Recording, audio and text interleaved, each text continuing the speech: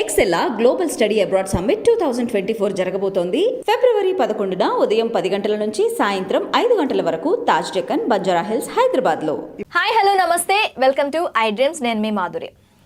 అధిక బరువు ఇది చాలా మందిలో వేధిస్తున్న సమస్య. అయితే ఈ అధిక బరువుని తగ్గించుకోవటం కోసం పరుగులు పెడుతూ ఉంటారు, జిమ్ములకి వెళ్తూ ఉంటారు.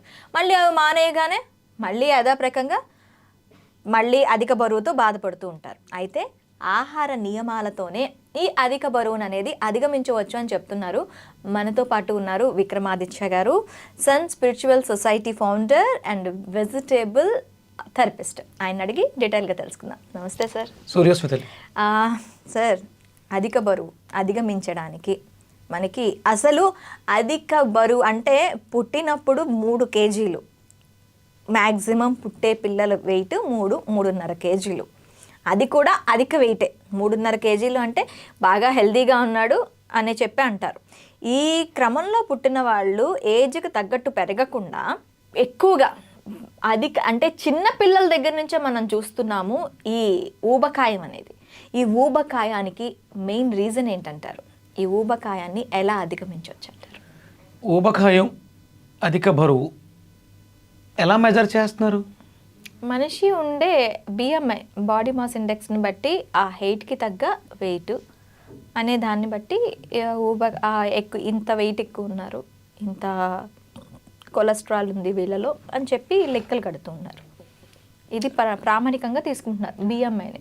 లావుగా ఉన్న వాళ్ళందరూ ఊబకాయంతో ఉన్నట్టు కాదు, బరువు అధికంగా ఉన్న వాళ్ళందరూ కూడా వెయిట్ హై ఎక్కువ బరువుతో ఉన్నట్టు కాదు. ఇక్కడ ఈజ్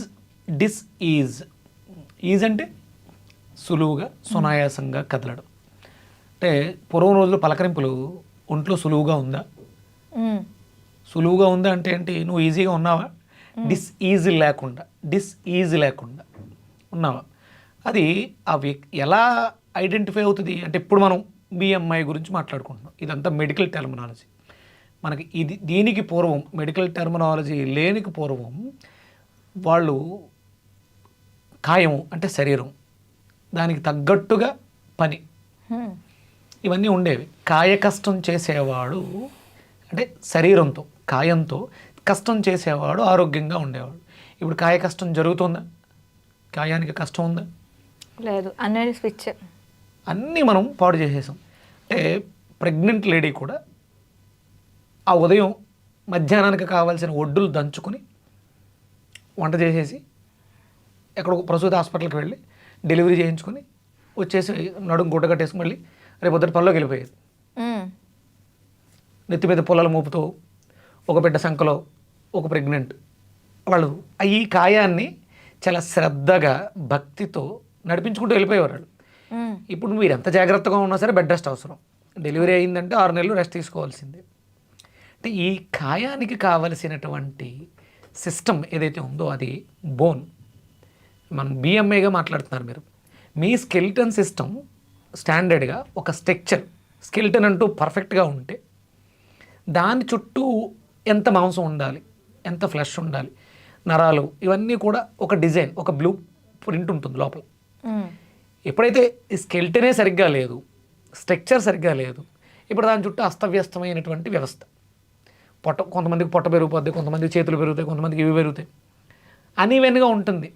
అంటే ఇక్కడ మనం ఆ ప్రింట్ ఏదైతే ఉందో ఆ బ్లూ ప్రింట్ పర్ఫెక్ట్గా రాలేదు. దీనికి ప్రధానమైనటువంటి కారణం అంటే ఊబకాయానికి ప్రధాన కారణం కాల్షియం డెఫిషియన్సీ. ఓకే. ఈ బోన్, ఈ స్కెలిటన్ ఏదైతే ఉందో దాంట్లో అది స్పృహని కోల్పోయింది. అంటే దేని చుట్టూ ఏది ఎంత ఉండాలి అనే స్పృహని కోల్పోయాం కాబట్టి మనం ఈ స్థితికి వచ్చాం.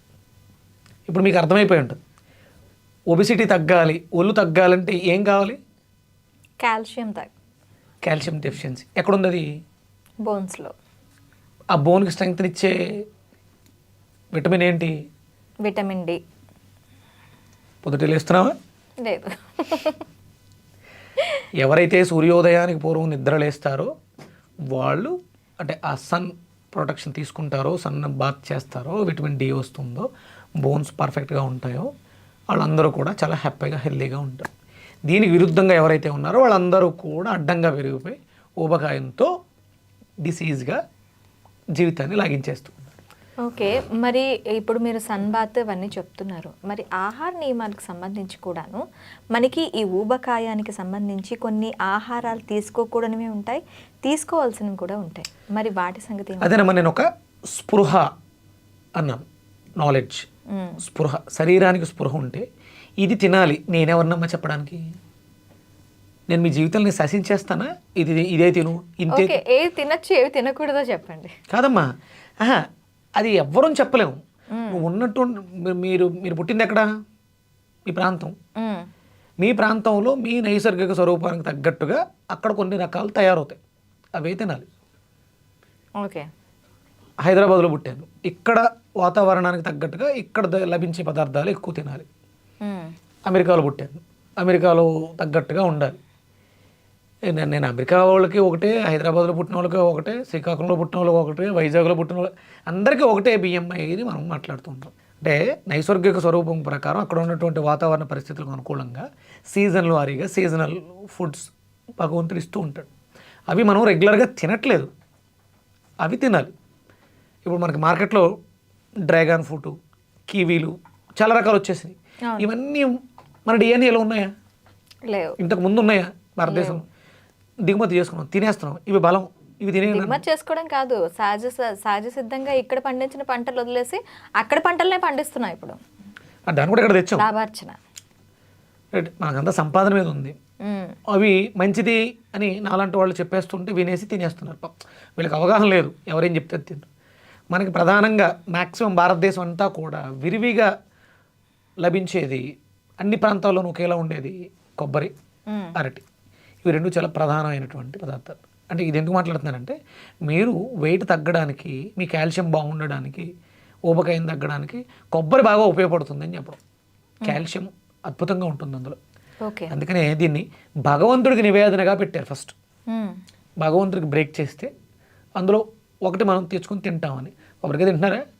చాలా రేరు. అసలు దేవుడు కొడుతున్నారా? అసలు గుడికి వెళ్తున్నారా? ఇవన్నీ ప్రశ్నార్థకాలే, ప్రశ్నించకూడదు. వెళ్ళాలి అంటే దేవాలయానికి ఎందుకు వెళ్ళాలి అనే దానికి ఒక ప్రాశస్త్య ఉంది. అక్కడ భగవంతుడికి కొబ్బరికాయ ఎందుకు బ్రేక్ చేయాలి, దానికి చాలా ఉంది. అంటే స్వచ్ఛమైనటువంటి మనసు, అహంకారాన్ని బ్రేక్ చేసి స్వచ్ఛమైనటువంటి మనస్సుని ప్రసాదంగా తెల్లటి. అండ్ ఆ కొబ్బరి నీళ్ళు కూడా ఎవరు తాకని నీళ్ళు కాబట్టి ఆ స్వామికి అర్పిస్తారు అని. ఇది అంటే దాని ప్రధాన అర్థం ఏంటంటే, అది తినడం వల్ల నువ్వు బాగుంటావు. ఎవరికైతే కాన్ఫిడెన్స్ లెవెల్స్ కోల్పోతారో వాళ్ళు ఊబకాయానికి వచ్చేస్తారు. ఓకే, కొబ్బరికాయ తినడం వల్ల మీకు ఊబకాయం తగ్గుతుంది, మీ జీవితంలో కాన్ఫిడెన్స్ లెవెల్స్ కూడా పెరుగుతాయి. అంటే మీ మానసిక భావోద్వేగాలే మీ శరీరం సహజ స్థితిని కోల్పోవడానికి ప్రధానమైనటువంటి కారణం. మనసు చెడిపోయింది, పాడైపోయింది, శరీరం చెడిపోతుంది. మనసును బాగు చేసుకోండి, శరీరం ఆటోమేటిక్గా స్థితికి వచ్చేస్తుంది.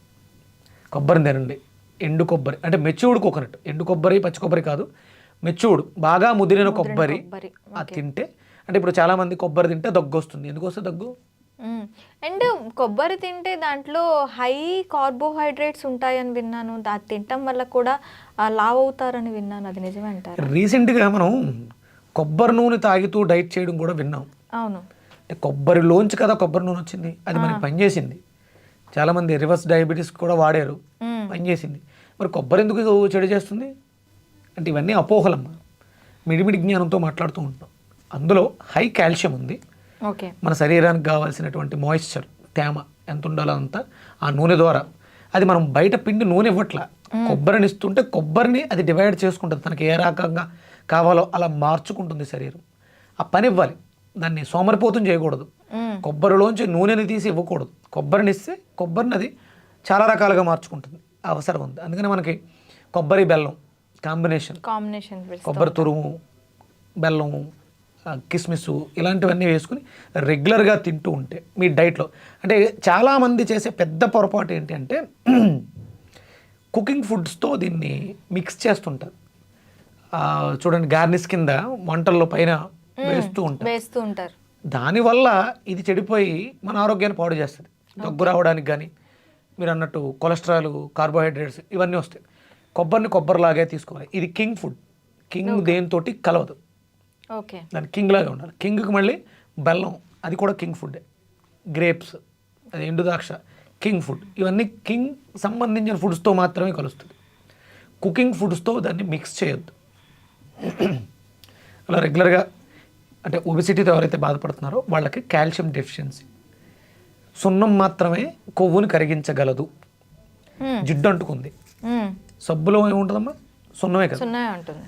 జిడ్డును పోగొట్టడానికి సున్నమే అద్భుతంగా పనిచేస్తుంది. అంటే సున్నం అంటే కాల్షియం, ఎనీ కాల్షియం మనకి సున్నం దొరుకుతుంది, గోడలకు వేసే సున్నం దొరుకుతుంది. దాన్ని కొంచెం పించ్ ఆఫ్ మజ్జిగలో కలుపుకొని తాగిన, అంటే మజ్జిగ కూడా కాల్షియమే. వెయిట్ లాస్కి అద్భుతంగా, అంటే ఒబిసిటీ, కొలెస్ట్రాల్. అంటే ఇప్పుడు మనకి తిన్న తర్వాత కిల్లీలు ఇచ్చేవాళ్ళు అప్పట్లో. దాంట్లో ఏమో సున్నం పూసి, కాసు పూసి, తర్వాత దాంట్లో ద్రవ్యాలు ఏవేవి అరుగుదలకు సంబంధించిన ఇలాచి, లవంగం వేసారు, సోంపు ఇవన్నీ వేస్తారు. ఇప్పుడు కూడా రెగ్యులర్గా తాంబూలం. మీరు ఇందాక సున్నం కలుపుకొని మజ్జిగ తాగండి అంటే నాకు అది గుర్తొచ్చింది. ఇవన్నీ పాత పద్ధతులు. సమస్యలు రాకముందు precaution is the better than క్యూర్గా చేసేవారు. భోజనం తర్వాత కంపల్సరీ తాంబూల చరణం ఎందుకు చేసేవారంటే అరుగుదలను బాగు చేసుకోవడం కోసం. ఒకవేళ మనం తిన్న పదార్థంలో అయినా వ్యర్థాలు ఉంటే అవి మనల్ని ఇబ్బంది పెట్టకుండా ఉండడం కోసం తాంబూలం వేసుకునేవారు. ఇప్పుడు అవన్నీ ఎవరూ చేయట్లేదు. తాంబూలం అంటే కేవలం ఏదో ఇంటికి ఎవరో వచ్చారు వాళ్ళకి గెస్ట్కి ఓ జాకెట్ ముక్క తాంబూలం అంతే. తాంబూలం అనే దానికి అర్థాన్ని మార్చేశారు. రెగ్యులర్గా తీసుకుంటే ఒబెసిటీకి అద్భుతమైనటువంటి పరిష్కారం. ఎండు కొబ్బరి ఒళ్ళు లాగడానికి, బరువు తగ్గడానికి అత్యధికంగా మనల్ని ఇబ్బంది పెట్టారు. అంటే మీ స్కెల్టన్, మీ బోన్ సిస్టమ్ ఏదైతే ఉందో దానికి కావాల్సిన శక్తిని ఎండు కొబ్బరి ఇస్తుంది. ఓకే. ఎండు కొబ్బరి కానీ నార్మల్గా బాగా మెచ్యూర్డ్ అంటే ముదర కొబ్బరి కానీ తీసుకోవటం వల్ల కంప్లీట్గా మనకి ఊబకాయానికి స్వస్తి పలకొచ్చు అంటారు. పలకొచ్చు. రెగ్యులర్గా మన డైట్లో ఉండాలి. దాన్ని దేంతో మిక్స్ చేయకూడదు. బ్రేక్ఫాస్ట్లో ఒక 100 grams చిప్పపెట్టేసుకోవాలి అంతే, అదే బ్రేక్ఫాస్ట్.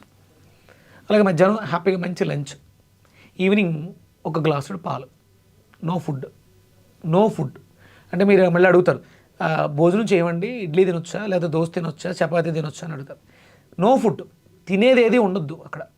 హై కాల్షియం, మిల్క్లో కూడా కాల్షియమే ఉంటుంది. మిరియాల పాలు వేసుకుని, అంటే మనకు దానికి ఒక మంచి పేరు పెట్టారు, మోడర్న్ పేరు, ఇంటర్మీడియట్ ఫాస్టింగ్ అని పెట్టి 16 గంటల గ్యాప్ అని పెట్టి చేస్తున్నారు. వీళ్ళందరూ 16 గంటల గ్యాప్ ఎలా చేస్తున్నారంటే నైట్ మీల్ చేస్తున్నారు, తర్వాత అంతా గ్యాప్ ఇస్తున్నారు. మళ్ళీ ఈవినింగ్ ఒకే టైం మీల్ తీసుకుంటారు. ఈవినింగ్ ఏది కూడా తీసుకోకూడదు ఆఫ్టర్ సన్సెట్. మీరు ఇంటర్మీడియట్ ఫాస్టింగ్ అనేది కూడా మన భారతదేశానికి తగ్గట్టుగా ఉండాలి. సూర్యోదయ సూర్యాస్తమయాల మీద ఆధారపడే ఉండాలి. ఓకే. మీరు బ్రేక్ఫాస్ట్లో అంటే మార్నింగ్ మనం తీసుకునేటువంటి కింగ్ ఫుడ్లో స్ప్రౌట్స్, ఫ్రూట్స్, మధ్యాహ్నం మంచి లంచ్, మధ్యాహ్నం 12:30 1 గంటకి లంచ్ క్లోజ్ అయితే మళ్ళీ రేపు మార్నింగ్ వరకు ఇంక మీరు ఏమీ తినకూడదు. ఇది intermediate fasting. Okay. Intermediate 1 meal fasting అని చెప్పేసి అని మీరు 9 గంటలకి నైట్ 10 గంటలకి మీల్ చేసి మీరు దీన్ని చేసినా మీ సిస్టమ్ పూర్తిగా కొలాప్స్ అయ్యి మీ జీవితం నాశనం అవుతుంది తప్ప ఇది మీకు ఏ రకంగానూ ఉపయోగపడదు. ఓకే.